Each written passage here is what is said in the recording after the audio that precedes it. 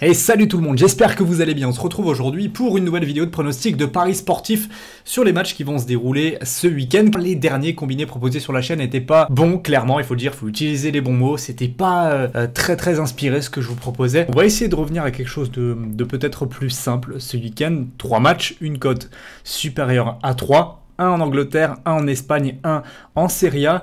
En revanche, là où j'ai été beaucoup plus inspiré, c'est sur les montantes en ce moment. Ça se passe sur mon groupe Telegram. Le lien il se trouve juste dans la description. Tu cliques dessus, tu rejoins et c'est monté dans le groupe. Les abonnements cashback sont terminés jusqu'au mois d'août, donc c'est totalement gratuit. Tous mes pronostics au quotidien, vous recevez une alerte dès que le pari est disponible. Franchement, c'est très utile, donc n'hésitez pas à cliquer dessus.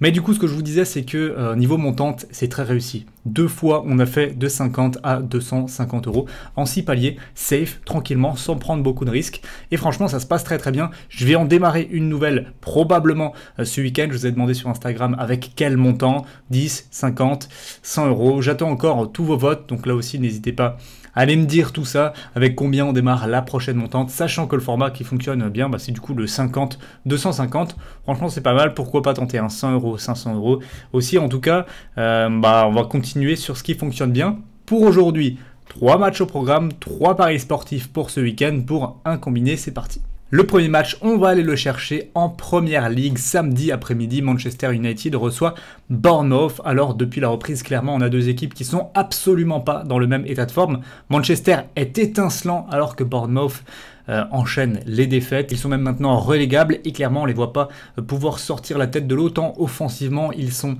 sans idée. Donc, Manchester, qui joue encore sa qualification à la Champions League, est largement favori. 1,19, je pense que ça fait longtemps qu'on n'a plus vu les Mancuniens avec une cote aussi basse. Eux qui étaient habitués à l'irrégularité en championnat et dont on pouvait douter assez légitimement du niveau sur un match. Mais en ce moment, franchement, il y a l'air de se passer quelque chose. Le groupe est pour la première fois de la saison au complet, il faut le dire aussi, il n'y a plus de blessés. Et clairement, c'est un régal à avoir joué cette équipe de Manchester.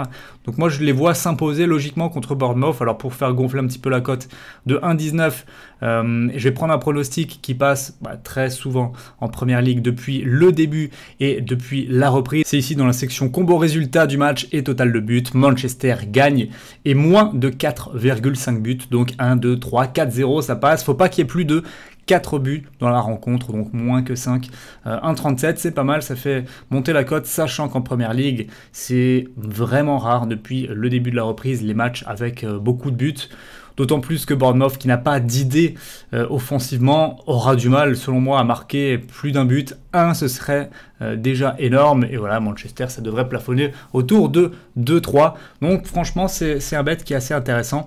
Manchester est moins de 4-5 buts. Le second match, on part en Italie. Et là, ça va être dimanche après-midi. Rencontre entre Parme et la Fiorentina. 2 équipes qui sont pas en forme, clairement, qui viennent d'enchaîner chacune 2 défaites consécutives. Mais par contre, la dénomination commune qu'on a, c'est que généralement, c'est des matchs qui sont très plaisants en termes de nombre de buts. C'est prolifique. Défensivement, c'est pas des formations qui sont très stables. En revanche, offensivement, il y a beaucoup de talent. Franck Ribéry nous l'a rappelé très récemment. Il a mis un but magnifique avec la Fio contre la Lazio, mais il y a aussi Chiesa, il y a Ghezzal. Il y a des joueurs qui sont capables de tenter leur chance, de faire des exploits individuels pour marquer. Donc franchement, la Fio, moi je les vois bien marquer minimum un but face à Parme, qui est une équipe surprise, qui est une équipe qui joue encore des choses cette fin de saison, et qui a des joueurs offensivement, là aussi très percutants. Sa ligne d'attaque composée de Cornelius en pointe, Gervinho et Kulusevski sur les côtés est vraiment pas mal du tout. Donc l'un dans l'autre, on devrait encore en Serie A assister à un match prolifique en termes de buts. C'est pour moi le championnat pour le moment où il est le plus intéressant de miser sur un nombre de buts positifs. On voit que le plus d'1,5 est coté 1,23, c'est franchement pas mal et c'est safe selon moi. Je vais tenter le plus de 2,5 à 1,76 pour ce deuxième match. C'est très bien coté, très honnêtement. Dernier match, et là, on part en Espagne. On va s'intéresser au choc dimanche soir entre Villarreal et le FC Barcelone. Alors, on a 2 dynamiques d'équipes très différentes. Villarreal qui fait une remontée au classement tout à fait incroyable, qui enchaîne les résultats depuis le début de la reprise. Clairement, ils semblent même inarrêtables. Ils sont en pleine réussite face au but. C'est une équipe qui est très réaliste.